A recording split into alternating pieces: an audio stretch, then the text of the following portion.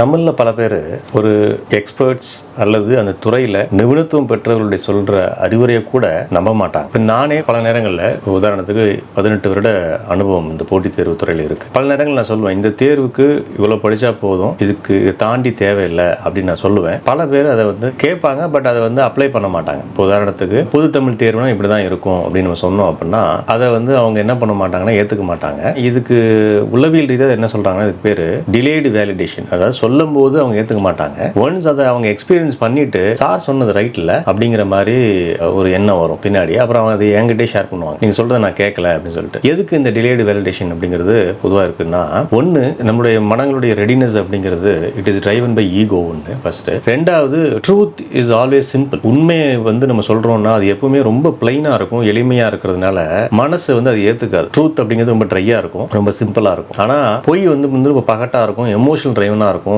அதை தான் நம்ம பெருசாக நினைப்போம். இது ஒரு முக்கியமான காரணம். ரெண்டாவது, I will do it my self அப்படிங்கிற மாதிரி ஒரு எண்ணம் வந்துடும். எனக்கு தெரியாதா அப்படிங்கிற ஒரு எண்ணம் வந்துடும். இந்த ஐடியா ஒர்க் அவுட் ஆகுமா ஆகாதா அப்படிங்கிறது நம்ம எப்படி சொல்கிறோம், அந்த அனுபவத்தில் சொல்கிறோம். இது 18 இயர்ஸ் அப்படிங்கும் போது இது ஒர்க் ஆகும், இது ஒர்க் ஆகாது அப்படிங்கிறது. ஆனால் நம்ம அந்த அட்வைஸ் சொல்லும் போது அவங்க என்ன நினைப்பாங்கன்னா, அவங்களுக்கு ஒரு நம்பிக்கை இருக்கும். அந்த நம்பிக்கைக்கு அது முரணாக, நம்ம சொல்றது முரணாக இருந்தால் அதை ஏற்றுக்க மாட்டாங்க. அதுக்கப்புறம் அதில் போய் முட்டி மோதி பார்த்துட்டு அதுக்கப்புறம் நம்ம இதை அன்னைக்கே கேட்டிருக்கணும் அப்படிங்கிற மாதிரி நினைப்பாங்க. இது இந்த துறை மட்டும் இல்லை, எல்லா துறையிலுமே இது இருக்கு. அனுபவசாலிகள், அனுபவம் சொல்ல போனால் அந்த துறை சார்ந்த அனுபவம் அப்படிங்கிறது சரியாக இருக்கும் பட்சத்தில் நம்ம எல்லாரும் அனுபவசாலின்னு சொல்ல முடியாது. அதே மாதிரி எல்லாரும் சொல்றது நம்ம கேட்கணும் அவசியம் கிடையாது. ஆனால் சில துறைகளில் சில எக்ஸ்பர்ட்ஸ் இருப்பாங்க.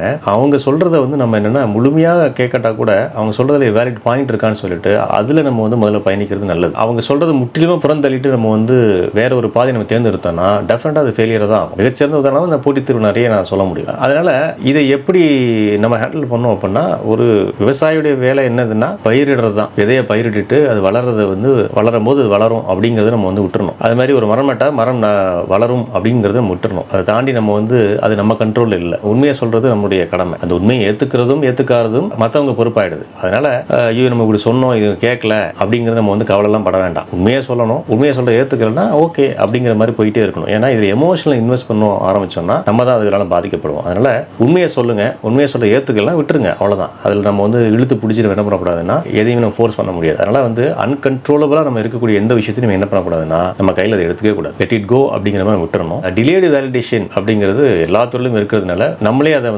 எக்ஸ்பீரியன்ஸ் பண்ணியிருப்போம். அதனால எக்ஸ்பர்ட்ஸ் அல்லது எக்ஸ்பீரியன்ஸ்டு சொல்லக்கூடிய இவங்களுடைய அனுபவங்களை முற்றிலுமாக பொருந்தலக்கூடாது.